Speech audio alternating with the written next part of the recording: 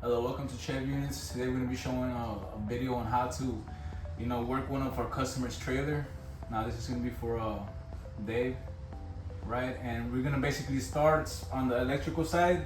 So right now this is going to be electrical panel, and basically you're going to have a 220 outlet that this goes to.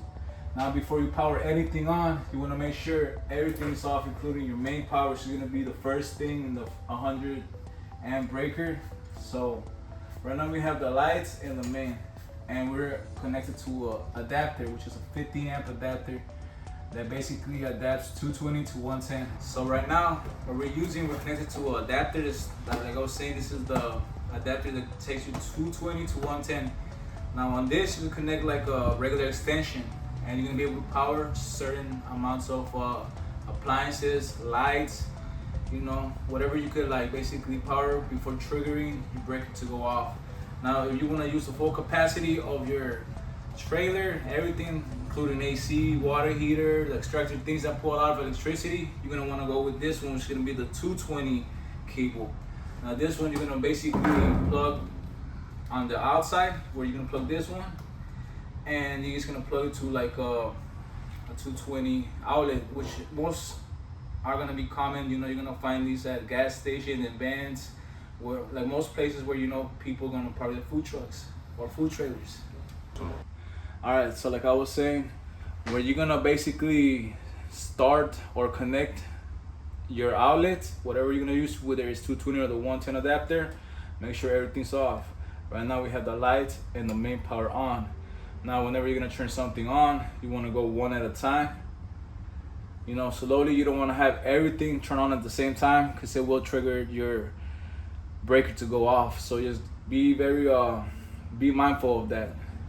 So for right now, for instance, we're gonna turn on the water pump and the water heater,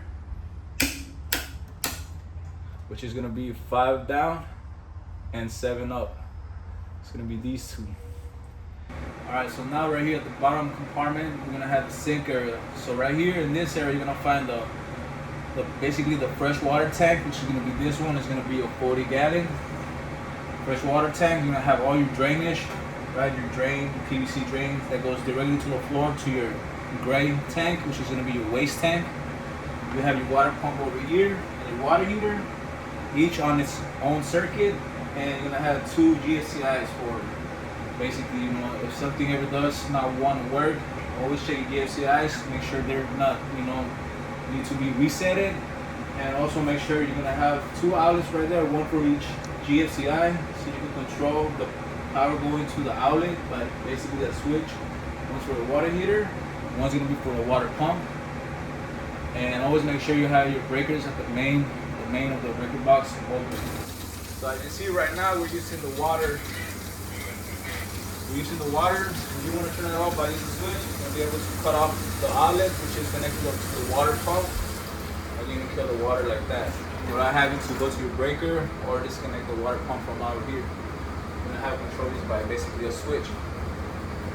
And then right here, you're gonna have your soap and towel dispenser, and of course, the areas to wash for your hands, and your 3-compartment sink. So right here outside, we're gonna have your water inlet. Right here's how you're gonna basically fill in your fresh water tank, and it has a little key, for not anybody could access it. So right here, this is gonna be basically the pipe that leads to your fresh water tank. And what you're gonna do here is just basically attach any regular hose.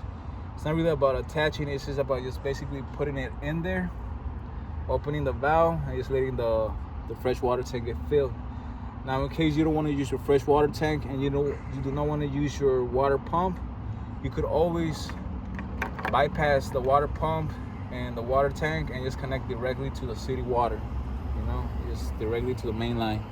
You're gonna basically screw on your hose. You're gonna have your hose attached, and then this right here, you could have your hose sticking out through here and have this locked, and you're gonna be able to run your water through the city line using that.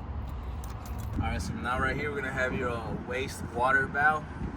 Now basically you're gonna have this attachment, right? This is the cap.